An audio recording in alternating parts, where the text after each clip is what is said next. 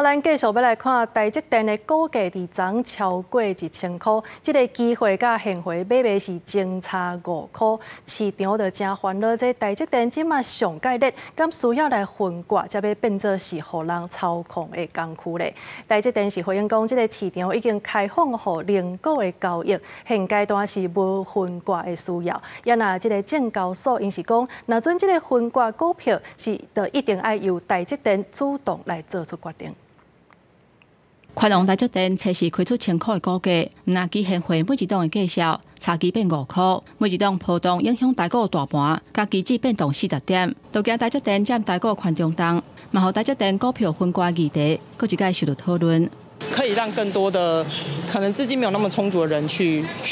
加入投资他们公司的行列，这样是可以的。台积电若做股票的分割，以初时收盘价来看是1005块，分割的比例若是1:10，股价降到100块，袂影响股价的市值，买当压价买的成本，互散户较好入场，提升股票的流动性。观察初五台积电盘中的表现，也是真在徛伫1000块，也有1005块。不过台积电对外发声明回应讲，即马台湾交易的市场已经开放股东，会当伫盘中进行零股的交易。现阶段台积电评估，并无需要办理股票分割。太多的散户进来的话，那么会造成它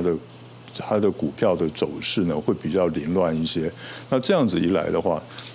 是法人所不乐见的。如果是1拆10的话，整体来讲是不会有影响的。但是如果是1拆2或1拆20的话，1拆2的话就是从1000变回500，那500的话一跳是1块钱，它整体的一个跳动点影响从5%变成2%，那这样子的话就会减少它对大盘波动的一个影响性。台积电以证交所公告，初时收盘占台股权重超过31%，股算起落1块，影响点数差不多7点至8点。不过股价目前超过1000块，未来起落一档就是5块，影响的指数差不多是40点。分析师表示，未来台积电若进行股票的分割，嘛要看比例，若无干那是对散户市场投资有帮助。